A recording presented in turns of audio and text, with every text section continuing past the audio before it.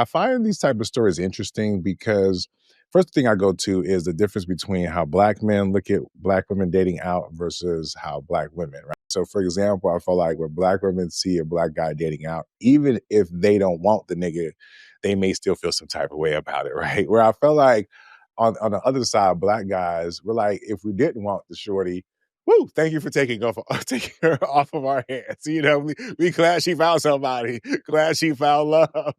She wasn't gonna find it here. So that's the first thing that I'll say, right? And so with that being said, you know, for me, I want love for everybody. And so if she had found love through her white king, I ain't mad. And I could also be honest enough to see that she probably could have had some challenges finding love with the black king, depending on the type of black king that she wanted. Ironically, I find that when black women date out, though, the same prototype of the white dude that they'll settle for is not the same prototype of the black dude they'll settle for. Like, in other words, there's probably a black guy version of the white dude, but she wouldn't be feeling him. Something about him being white makes it work out. Because whenever they want to deal with the brothers, he got to be on some boss shit, but then they'll go to the other side and deal with the guy who's in the stock room, right? Whatever. So I'm not saying that's Quinta, but that is there a little bit, right? And so as far as I'm concerned, listen, man, I want Quinta to be great. I think she has a great spirit, probably a great personality. She's very talented. So I think all of those things, I'm hoping that a black king can see the value in her, and she too seeing the value in that black king and then bringing it back to the black love thing. You dig what I'm saying? But if she does find love and it happens to be another white king, I will look at her a little differently because now right now, one time is all right. I would love who you love. Two times, you start to be like, but I will say this though, because prior to her meeting old boy, did we really know who she was? So since they've been together, now we know who she is. She got awards and she got a couple of dollars. So I gotta imagine there's probably some brothers out there who will now check for her a little bit more. So I think her likelihood is of finding a brother to holler at her, you know, I think is high. I'm not sure where she's at in her divorce, but listen, if she needs some training, some consulting, I got you, Quinta. I'll let your boy, you know, so I'll get you right. But we wish him nothing but the best. But shout out to all the white gangs out there who are realizing some of the same shit that we've been doing. I'm about to call bullshit on We some of the stuff support you you, about white to king. say. First of all, when you say you ain't never heard the black men, y'all be like, oh, y'all took him off my hands. That's not true. Because if you think about Kamala, they all talked about her being a bad wench, and all these other derogatory terms that was associated with her being married to a white man. Or That was even, because she was trying to vie for power and expected them to vote for her. That's a well, different no, situation. what I'm saying, that's the most high profile one, but that's actually goes on in social media as well, where these women are being called bad wenches for succumbing to the white king syndrome, Oh, so to speak. well, you clearly missed something, and I was being nice about it, right? Kamala was still attractive. So there's a difference between, no, dead ass, right? Remember I said that I think when it comes to like women, y'all just hate the whole idea of it. So it doesn't matter whether or not the guy's attractive or whatever, y'all just hate it. But I think for some men, and I'll say myself, if I'm being honest, right? You'll look at the situation, you think to yourself, yeah, she wasn't finna find nobody over here, so thank God she went over there. But there are some where you're like, and I think Kamala is one of them where you're like, oh, damn, you know, what? Was she think she too good? And so it does elicit some of that the same way that I think a lot of black women feel sometimes. So there's some similarities there. I'm just saying the difference is if she's attractive, if she's not attractive, whew, thank God. Thanks, Brad. Appreciate you. You know what I'm saying? Y'all hate regardless. Am I lying? No, you're not wrong.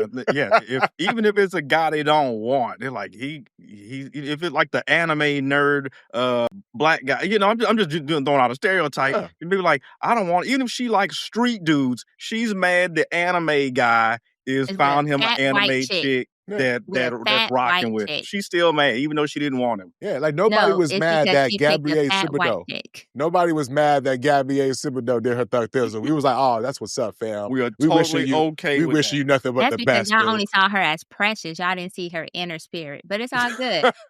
Nick, you didn't Because see her you know inner what? spirit. Shame on you. Look, I'm just gonna say this. Just like he went and got him a big black woman, a lot of times when black women see black men with a white woman, she's either looking like the Wicked Witch of the West, or she's also on the big side, but yet black women get clowned for being on the big side themselves.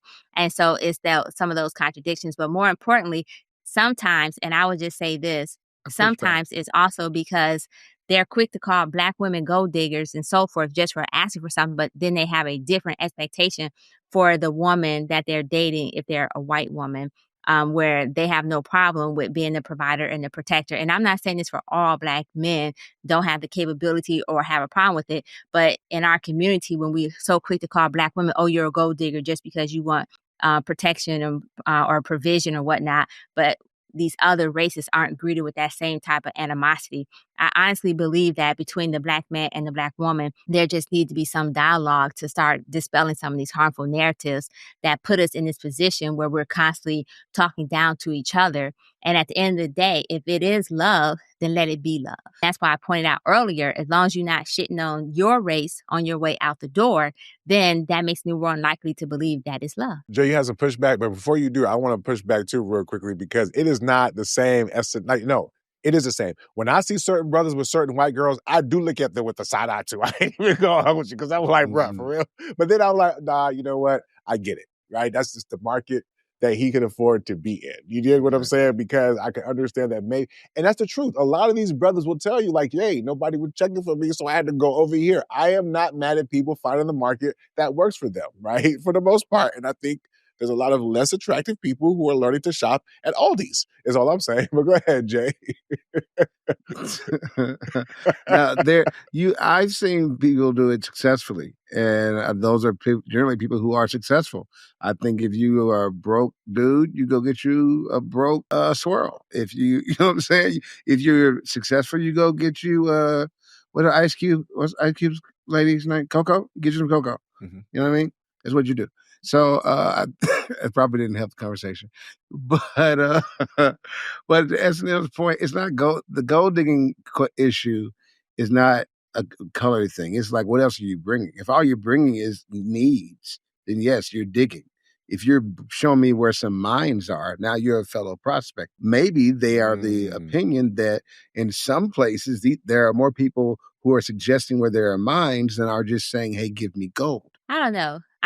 That could be a possibility. I would just say that now I'm just going to go on anecdotal personal type experience that in the community that I've seen, it's always been where they really was like, they expected the black woman to bring so much to the table. But then when they got with a white woman or a woman of another race, it was okay for that woman not to work. It was okay for that woman to be a stay-at-home wife and not even a stay-at-home mom because they didn't have kids at the time.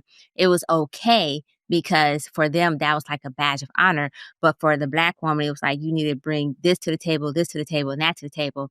Now, I'm a fan of bringing shit to the table just because I think that I'm saying for me personally, No, I'm where a are you fan seeing of this? Where are you seeing So, this? so in the community in which I reside in, there are a lot of women, and especially, and you know what, to be honest, in the military, that happens a lot, where military men will marry outside their race, and that race will be stay-at-home parents and so forth, or stay-at-home wives and so forth.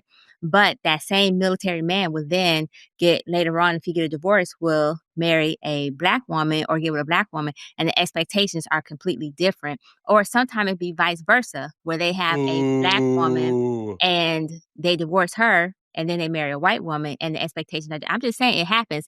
I don't know They're if different it's points of their lives, though. If you already went through one marriage, maybe you're going to approach a second marriage differently. Why is that on the basis of color, though? Because what I'm saying is that ultimately, because we have so much harmful narratives towards each other, that it shows up in our relationships and how we handle our relationships and deal with each other.